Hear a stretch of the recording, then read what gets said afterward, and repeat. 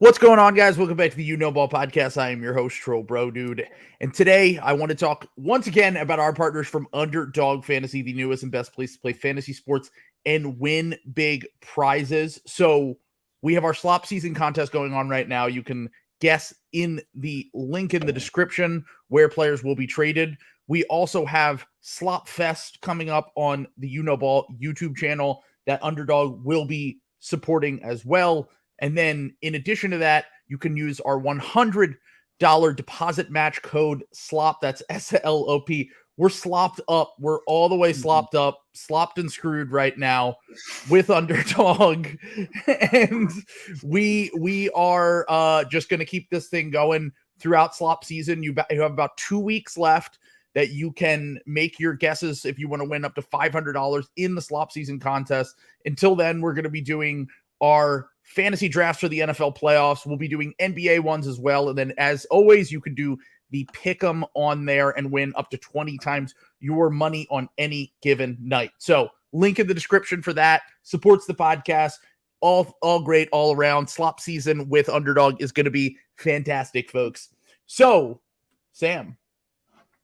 Yeah, well, just real quick too, I have a secondary sponsor that I went out and got as well. Oh, shit. I didn't tell you about this. So our secondary response, not officially yet, but like I think if we do it pro bono, maybe they'll get back to us. So Simply Safe. Do you live in a suburban area and think about how often you might get killed? So what Simply Safe does is if you live in a neighborhood where the average income is somewhere between 100,000 to 700,000, those are traditionally some of the most dangerous areas in the world. So what you need, you need a doorbell monitor. People who are going to come and steal packages, you can get drones that will actually kill them on the spot. You stand your ground law, that's actually okay. So if somebody comes up and they want to like steal your Sherry's berries or one of your other treats that you're getting delivered, Simply Safe will allow, they do have drones that will kill people on site. So if you use our promo code SLOP, you can get your first lethal drone free. This is only for people who live in suburbs. Again, the most dangerous areas in the world. God forbid if you have a CVS in your neighborhood. That's basically the Ukrainian war front, like steer clear. So yeah, just if you live in the suburbs, definitely check out Simply Safe. They're a great pod. Use promo code SLOP.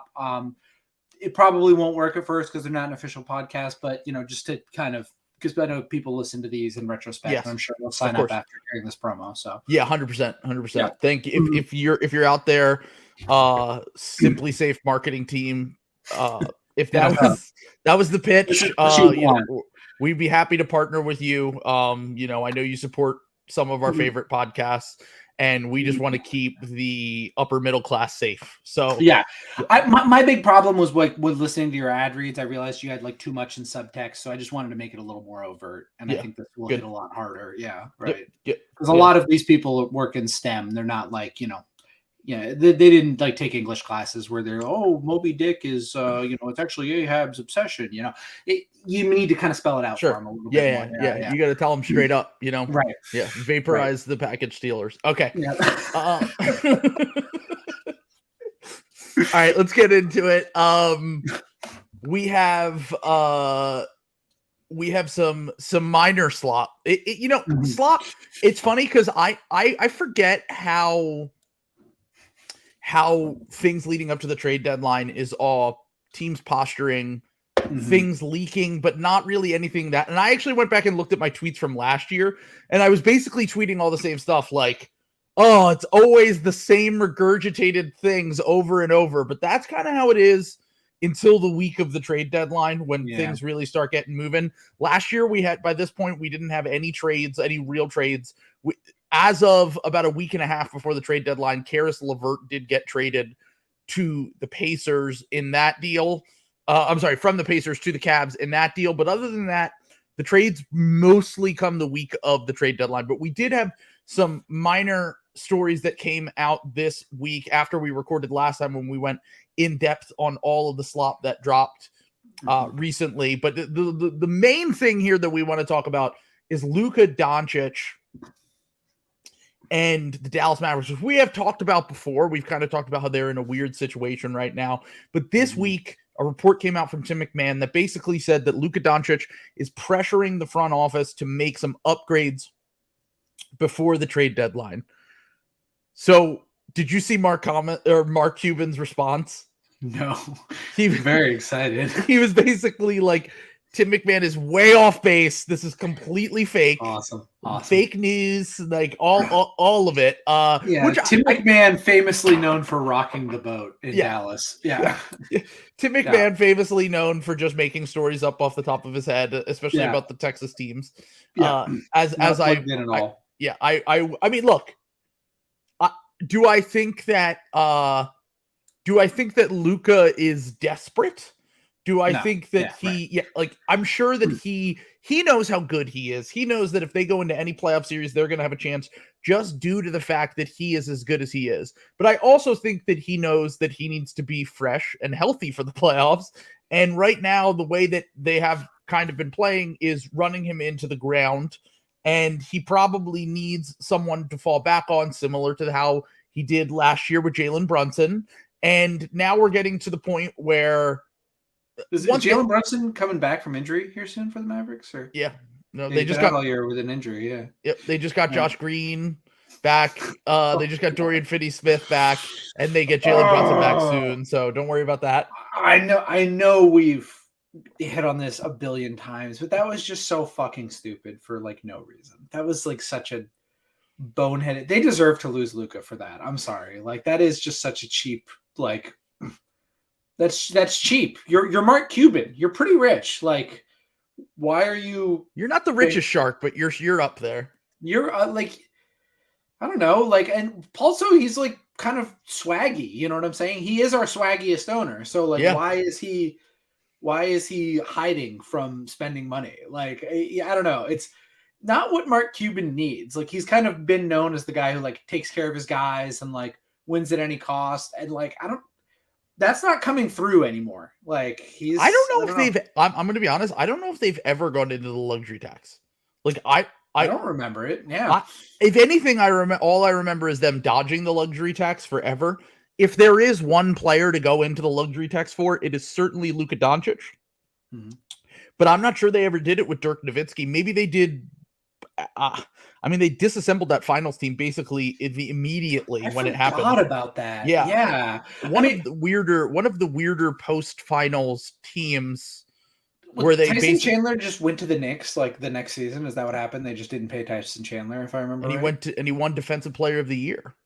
That's bad. That's really bad. Yeah. They had a few different things go wrong. Like they basically tried to like they did like the thing that they always do, which is like they signed the Wash Stars. Like they went and they tried to get guys who were good like 5 to 6 years prior.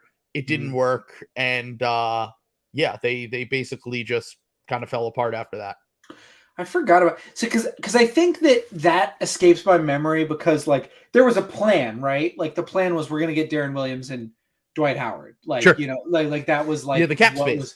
They're gonna get the cap space. And you know, even though they haven't traditionally been a free agent destination, like I do see the vision, like no state income tax, warmer weather.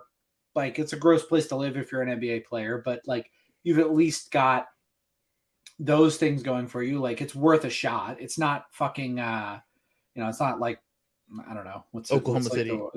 Toronto. Like something. Well, especially from the Toronto's a cool city, but it just the tax is crazy and you've got to live out of the country and there's just a bunch of stuff like that. So it's a pain in the ass, yeah. So I get why they I get why they made that thing, but this is just you have like literally probably the best player in the league, or like definitely the best young player in the league, unless you like really want to make the case for Tatum. But like I can't really do that at this point. Like it's why are you fucking around with that? That just seems so dangerous. Like. Yeah, and we've talked about this before because they're kind of in a rock and a hard place because in order to really upgrade their roster, we know what they need to do. They need to get a surefire second star for Luka.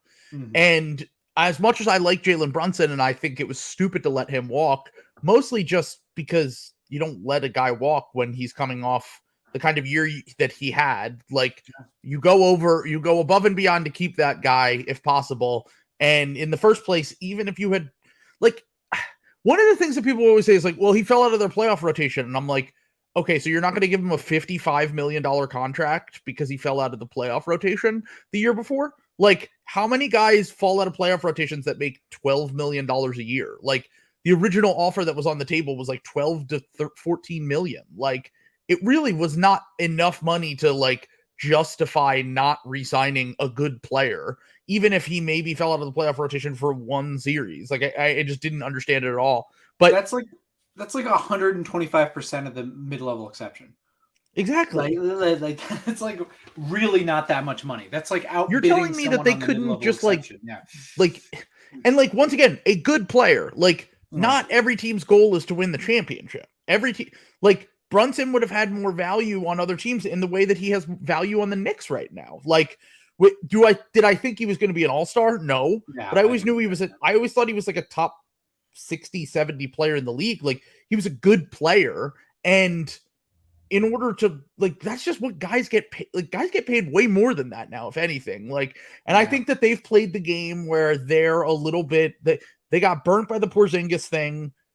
They might be a little bit scared of getting stuck with contracts, but then again, you did the same thing by getting, Davis Bertans' contract back in the Porzingis trade, and also in addition to that, signing Tim Hardaway Jr. Like, there are a bunch of mistakes that they've made throughout the years, the Seth Curry for Josh Richardson trade, that are kind of biting them in the ass now, is my thing, because they're still on the hook for that last pick for the Porzingis trade, which will convert this year. Crazy. And that's this year is the last one. And that's why I think they're stuck in between a rock and a hard place right now, because they don't have enough. Like, I actually really like Josh Green. Like, I watched him this year, and I'm like, I see the vision for him becoming like a high level role player, really athletic, 6'2". He could play the 2 or the 3. He's a good passer, pretty creative with the ball, not like a shot creator or anything, but can capably, work off the ball, can keep the ball moving. Actually, he's turned into a pretty decent shooter. I'm not sure how real that shooting is, but I can buy into him. But like, he's not getting you back anyone that's like really a second star unless he's part of a larger package that includes 4 first-round picks and 2 swaps and whatever. And that kind of thing can't happen until after the season. So like, they're kind of now in this waiting act where they need that last pick to convert so they can trade all their picks after the season.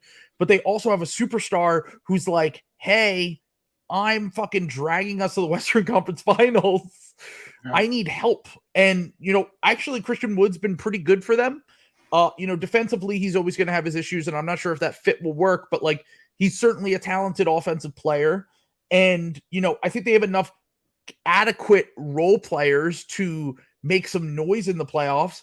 I'd be very surprised if they made it back to the Western Conference Finals.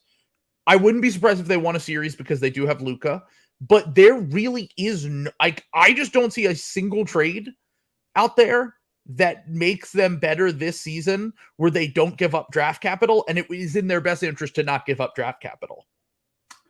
Yeah, I mean, the only one I could think of was what was that Cleveland trade with Tim Hardaway Jr.? It was like Karis LeVert. Yeah, like that's like, it's going to be something like that is like the best case scenario, and I still don't particularly like that trade for either team.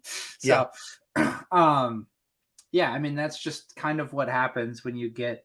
I mean, and hey, I'll give him credit for this. Christian Wood's been pretty good. I think he's been a pretty plus signing for them. I think it's a plus contract. You still fucked this up. Like, I'm not even a Jalen. By the way, they have to pay him, and they're not extending him. Anyway, I'm not even touching that. No, but we need to talk about that because right now he wants I believe he wants a 4-year extension, which they can offer him 4 years at like 17 million per year or something. 17 or 18, if I remember correctly. And they're only willing to give 2 years. And it's like, you're going to get to the offseason, and like, if another team makes an offer for this guy. Is that like, if your idea, I don't know what Dallas's contract situation is. I'm assuming the reason for that is they must have like a ton of money coming off the books in 2 years or something like that. And like, the idea is to like go off into the top of free my head, agencies. Tim Hardaway's expiring. Davis Bertans will be expiring. Spencer Dinwiddie will be basically everyone but Luka, and then I think just Luka. You might be right. Like it might literally just be Luka in 2 years, and that might be the idea there. But like, I don't know. Like the only way Christian Wood's contract becomes toxic is if Christian Wood himself is toxic. And from everything we've heard, it's gone great so far. Apparently, him and Luka get along great. Like, in a way that he never did with Porzingis. So like that feels significant to me when you're just at such a talent deficit that like I'd probably just sign the contract and like you could probably trade him this offseason. Like that's not a bad contract at all. God, I forgot they gave JaVale McGee 3 years. That's so bad, man. Anyway, so Bertans has 16 million on that third year, but I think a part of that is non-guaranteed. Yeah, we did that before. Yeah. And then Hardaway is still on the books. Oh no, that's when he comes off the books. Spencer Dinwiddie is off the books next year, at the end of next year. Reggie Bullock's off the books at the end of next year. So the problem with all of this is you might know these guys from being your entire fucking rotation. So what are you going to do in the meantime? Get a second star, and then we have nothing else to fill out the roster. Your team is going to be Maxi Kleber, Luka Doncic, and Dorian Finney-Smith. And Josh Green. If you extend him. They'll extend him. He's good. I mean, I don't know. I mean, maybe he reaches free agency, but you have restricted. It's not like the Wood and Brunson situation where it's unrestricted. It's just been weird. It's been weird there. You know, like that's all I'm going to say. So I don't know. But I don't know. I guess maybe they're trying to go free agent hunting, but like how many times do they have to do this? Play with Luka Doncic on That's what team. I'm saying. Like, and if you're waiting this out for 3 years, he's only got 2 more years of team control past that. Like, that's when you have to trade him if it looks like he's going to leave, if you want to like reset your franchise. 2 years from now, he'll be up for the Supermax. And there's a world where he can control, because he's going to get a Supermax no matter where he goes. He's going to be entering he's still 2 years shy of entering the prime of his career. If Luka Doncic goes on the block at 25 years old, he will return the greatest haul we have ever seen in a trade. In a way that a team will just do it and then Supermax him for those 5 years. Even the idea of that, you need to start showing him now. Your best bet is convincing him, hey, we'll maybe try to make some moves where we take flyers on young guys. Maybe even we take half a step back in terms of to me, the Karis LeVert for Tim Hardaway trade would be kind of a step back. Just because I just don't really see what they need Karis LeVert for. And at least Tim Hardaway is going to provide shooting for you. But you could say it's going to give us a lot of flexibility this offseason. We'll be able to get you a second star, and you're good enough that if we just get you capable players, you can get us pretty far into the playoffs. So the pitch from the Mavs front office basically has to be, let's just be patient for half a season more, and we'll turn things around this offseason when we can trade all our picks, when we have a little bit more flexibility with some of these contracts. There's less term on these contracts, because what are they going to do? Trade for overpay for Fred VanVleet, who's going to be a free agent this offseason, overpay for Zach LaVine, who has one of the scariest contracts from a team perspective in the NBA. Go get John Collins. Any upgrade that they could make, to me, is not a big enough upgrade that it justifies giving up any sort of long-term next 2 to 3 years when you really need to prove it to Luka that you can win a championship with him. And none of that is ever going to happen if you can't get him a legit second star. Yeah, exactly. Well, sorry, I don't know what's going on with my voice right now. It seems insane. Everything we just said about Kevin Durant and went insane for last offseason. Luka Doncic isn't quite. I'm not quite sure he's going to be a top 12 all-time NBA player the way Kevin Durant is. but he's pretty fucking close. He's probably the closest you can get without like being that. I think he's probably the best, like I said, the best young player in the NBA. It's just, I don't know. Dallas is fucking up here. And also, Kevin Durant was 33 when he was on the trade block with injury concerns. Yeah. Luka Doncic squarely in the middle of his prime, potential top 10 player of all time if everything goes right. Yep. Like, that's the kind of conversation that we'll be having in 2 years from now if they can't figure this out. And they need to be doing everything to maybe just try to find deals like they did last year that just made sense for both teams. Like the Porzingis deal, they took on Bertans, and that's just tough to eat that money because he's not even in their rotation. But at least they got Dinwiddie out of it, who was an important player for them in the playoffs and has actually been pretty decent for them again this year. But once again, it needs to be flyers on young guys. Look, everyone knows that listens to this podcast, I'm not a Cam Reddish guy. If you can get him for a second round pick, fuck it. Try it out. See if it works. Try to go get guys who are just available and see what you can figure out on the fly here and just say, look, at least we made some moves to try to keep him happy. I disagree. With a draft powerhouse like Dallas, you can't just give away picks like that. It's so true. Famously great at. Did James Jones run their scouting department before he took over? Actually, I have to defend the Mavericks because they drafted my boy Jaden Hardy, who's been hooping recently. But yes, no, definitely not a great track record in terms of draft history there. Outside of literally two of the greatest draft picks of all time, it's Luka, Dirk, and a bunch of shit. I don't even want to give them credit for Luka because everyone knew. Everybody knew. Three teams didn't, and this is where I will give them. I will give less. Let me finish here. Okay. I will give them credit for, and this is something that NBA Couchside said to me 2 years ago during the draft, and he was like, "I just get so annoyed because Morey isn't a genius drafter. He literally just drafts the guys that everyone goes, wait, those guys should have went higher. Why didn't we draft them?" Yeah. And then they draft him, and he's and that automatically makes him a top 5 drafter because most teams just stumble all over themselves. And once again, yes, you're right. The smart people knew, even a lot of casual people knew. I was a casual draft person at the time. I was not that into that draft and was pretty certain Luka Doncic was going to be him. He was not Victor Wembanyama, who's Victor's absurd, and he wasn't quite Kevin Durant. I mean, Victor's the best. He was Anthony Davis level slam dunk in my mind. Looking at, I was just there's no way this guy is going to be bad. He's huge, absurd ball skills. He's doing it in the second hardest league in the world. That was so funny when everyone was saying that I don't know. He didn't do it in college. Well, I guess everyone was gun shy about Mario Hezonja or whatever the fuck was going on before. But that guy sucked. That's what I'm saying. Overseas guys. That's what everyone kind of did. I don't know. In the middle of Giannis making his MVP leap, everyone's I don't know. Oh, everyone tries to say, well, Ayton, you could make the case. No, you can't make. There was never a case. It was Luka Doncic. Yeah, the Bagley thing was worse. Yes, that was also very fucking bad.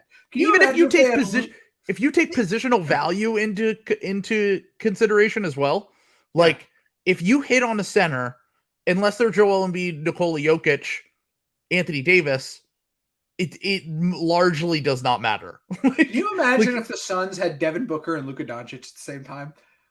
Just the best backcourt in the NBA, just the two best guards besides Steph Curry. You just have them. The best backcourt in the NBA, and the funny thing is, people were I don't know if the fit would work. I'm Booker's the best off-ball scorer that isn't named Steph. He's he's a clear-cut 2 guard. He's just, that's why he works with Chris Paul. Exactly. It's just it's absurd. Anyway, enough ranting about Luka, but I think at this point, I give them credit only because they had the vision to say, hey, why are these teams being stupid? All we have to do is give up one more first-round pick, and we can get the guy that we think is the best player in the draft with basically the 5th pick.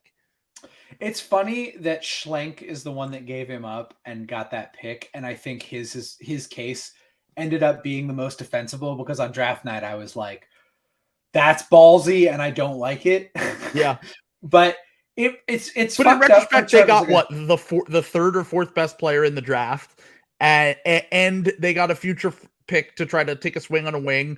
And if like, that look, wasn't Cam Reddish, that would have been a really trade would have looked better. You know. Yep. It's the same thing about the Celtics with the Fultz pick being Romeo Langford. Like it just kind of neuters. The 2019 draft just sucked. We've talked about this before. It's like beyond like the top guys, it was just kind of shit, and like that screwed up the way that we view a lot of things. And I feel like with like it's hard because I've defended Schlenk. You've defended Schlenk. Like, we actually think he was a pretty good GM, all things considered. There's a guy that he drafted we're going to talk about later at the end of this podcast. But it is funny to me that the one thing that truly matters, he fucked it up. Like, it's just like like not taking Luka Doncic is a fuck up, like, through and through. And that's the one thing I'll give the Mavs credit for. They said, hey, these teams are being stupid. Let's take advantage of them. And good, smart teams do that all the time. The Mavs just aren't consistent with other things. Like, honestly, they've fucked literally everything else up since then. And they still, because they got that one thing right, are still like a solid top 5, top 6 team in the West. Exactly. And just will continue to be so as long as they have. But Luka. That's how good Luka is. So once again, rock in a hard place. If I'm them, I'm taking flyers on young guys. I'm taking upside swings that don't really make like that I'm not giving up a ton of draft capital for. I can try to keep my firsts. I'm not making any drastic moves unless someone becomes available that we aren't seeing right now. Like, if there's someone that becomes available and it's like, shit, he's a perfect fit with Luka. We didn't think he was going to ask out all this shit, which, look, this time last year, we didn't know James Harden wanted out of Brooklyn. Like, we still have 2 weeks for someone to 3 weeks for someone to come out and say, fuck it, I want out of here.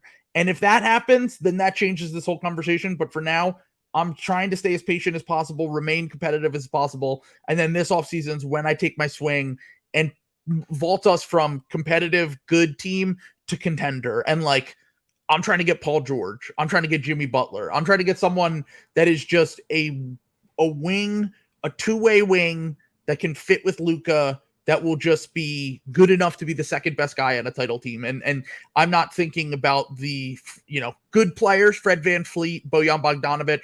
I'm not even thinking about that if there's an opportunity for a player like that to become available this offseason. So, and there always is. There's always someone. So, all right, let's move on to the next thing, which is Rui Hachimura is on the trade block. It has less to do with Rui, because someone was making fun of this in the Discord earlier. They're like, man, the NBA is so washed. Rui being on the trade block is like a headliner for this slop. Yeah. This is like, and I'm like, some of the best slop we've gotten this trade season. It's tough. It is tough. Yeah.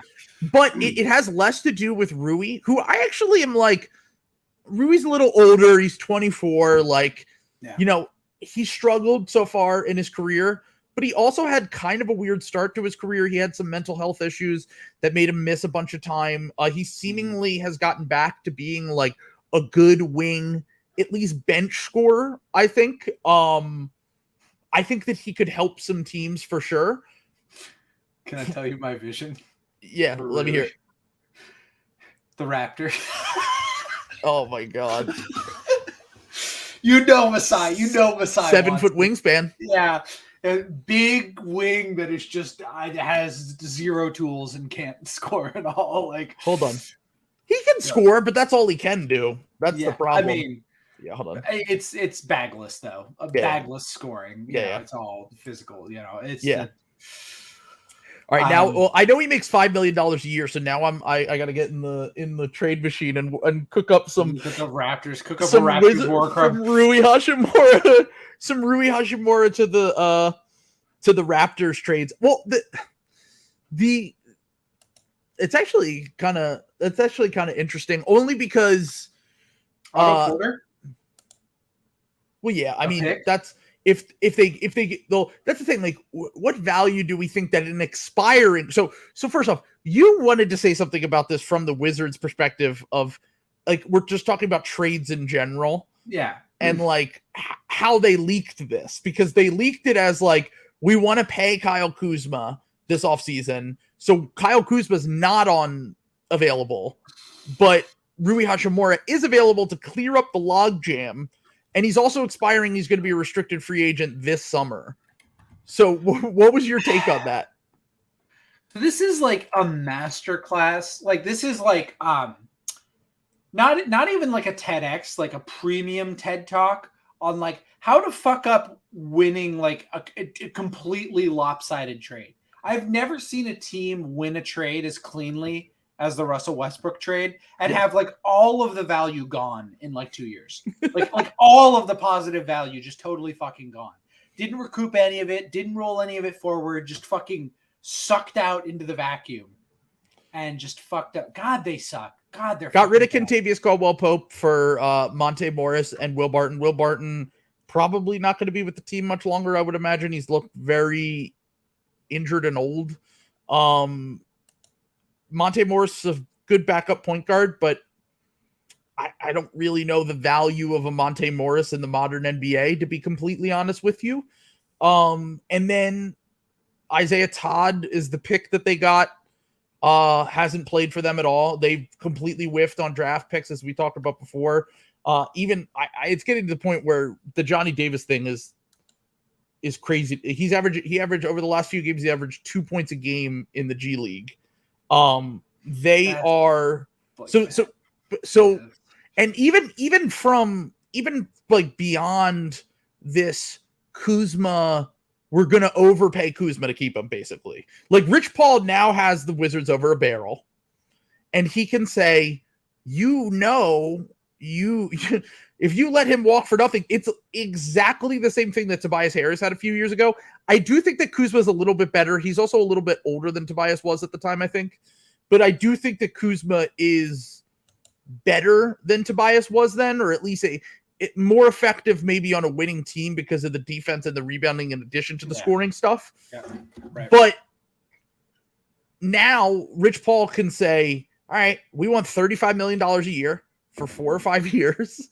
And we want player options. We want to basically have control here. And if you let him walk for nothing this offseason, you're fucked. And then on the flip side, not that Rui Hachimura is going to have a huge trade market, but like, you basically just said we need to get rid of Rui Hachimura to clear up more space for Kyle Kuzma. And that means I don't think you're going to get anything more than like a second round pick and maybe Otto Porter Jr. like that kind of deal. This is what's so funny is it's like they're looking at Kyle Kuzma. By the way, they are 12th in the East. Like 12th in the East. 12th. Like with the team they have right now, no cap space, nothing. 12th in the East. I just want to repeat that. They're bad drafting team who's probably going to end up with like the 10th pick again. Yeah. Like, no matter, like, just kiss of death, whatever guy they draft 6 to 9, because it happens every year. They draft somehow the worst guy 6 to 9 somehow every year. Or like, 6 to 12, whatever they're usually drafting. I guess what just blows my mind about this is like everything you just said about like Rich Paul and like what he's doing. And he's probably like laying these stakes out there for the Wizards. They're like, yeah, cool. We want to sign up for that this summer. Let's go to some of our young guys who stand a chance of actually being on our team when we're good again. And yeah, let's just like triple down on having 3 expensive players on like one of the worst teams in the league. And that's what it is. Nobody's getting better. Porzingis has had like his best year in like 5 years. Yeah, and the wheels could come off at any point, and you're still been good. Yeah, you're still dog shit. Like, what's the plan here? Like, I don't know. It's this is the mediocre forever team that even you can't back up in terms of the idea of being a competitive rebuilding team. They're bad. They're tanking. They've been bad for years. They haven't been in the playoffs. This is what I'm arguing against, albeit they're doing it on accident. You know what I'm saying? Like, this is what people think about when they think about being anti-tank. But the reality of them is that other teams have gone down, gotten better players, and gotten better in the interim while they've just been dog shit forever. Them and the Kings. They're tanking against their own will, essentially. They're doing everything possible to lock themselves into a mid to bad team. And the thing is, you just brought up the fact that they're gonna have to pay these guys. They're gonna have $120 million on their books potentially between Kyle Kuzma, Bradley Beal, and Porzingis next year. That's crazy, man. I mean, Beal's making over $50 million. Porzingis is making mid-30s because he has a player option after this year, which I would imagine with his health history he's going to pick up, maybe even extend in some cases. If I'm assuming they keep him because he's had a really good year. Kuzma's had a really good year and could get 30 to 35 million this offseason. You're looking at $120 million.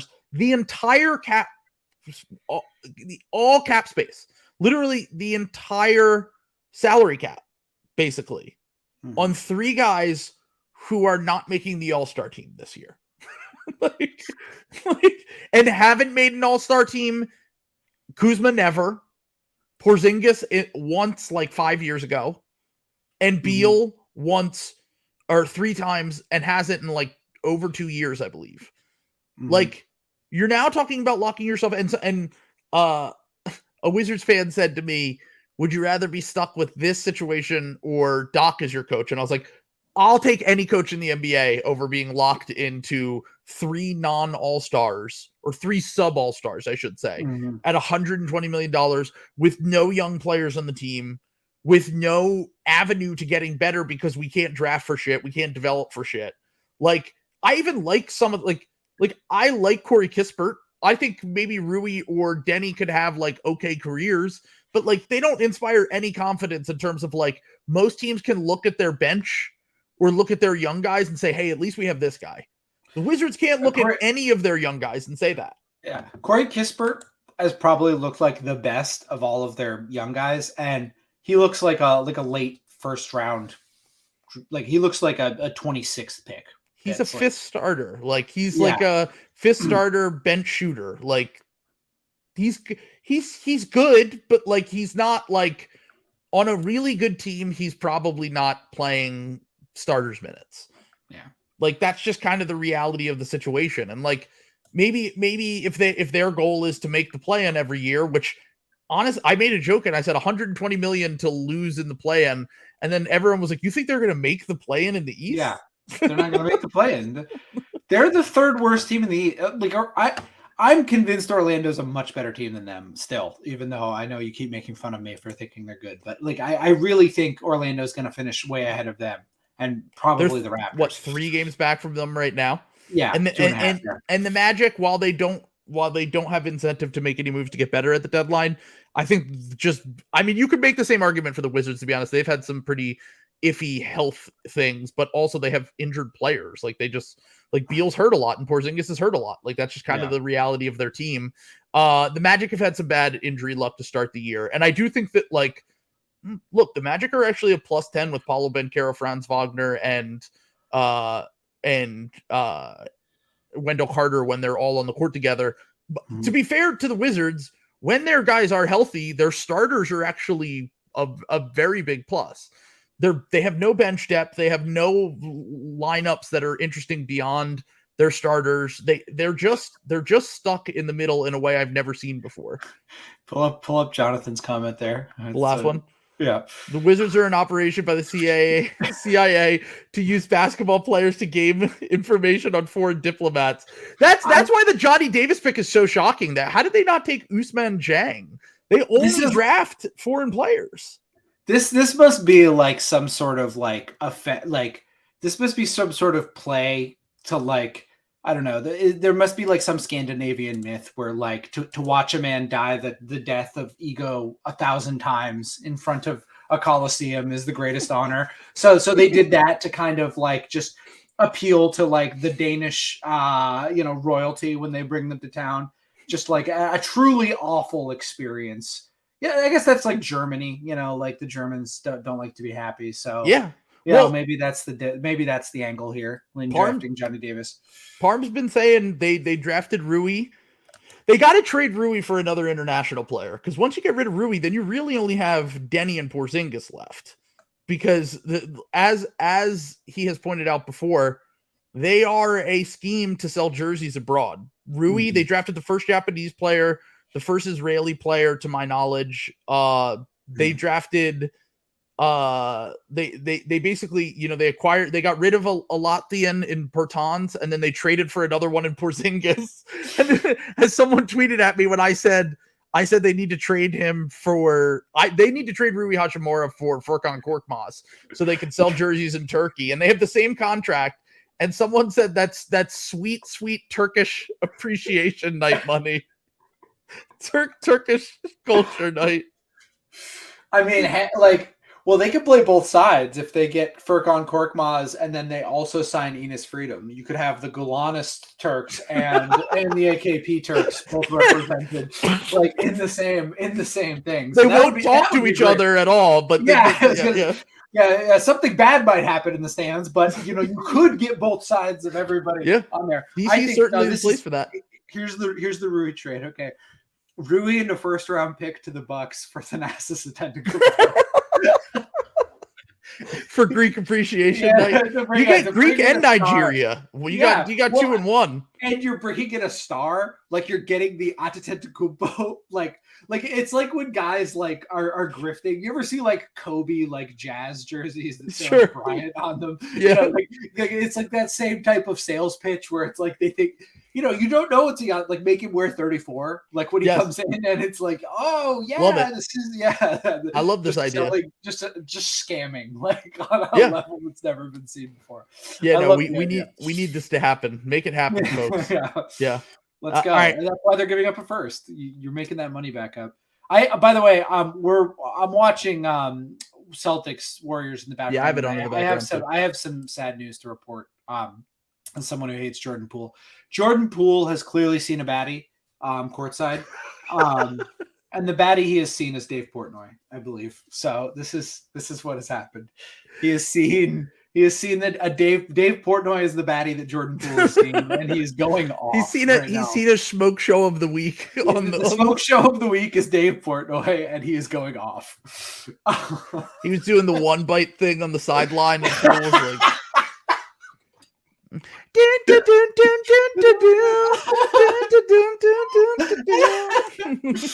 oh God, if anyone has editing software, I would love a Dave Port the Jordan Poole courtside baddies video just with Dave Portnoy. I'm ready.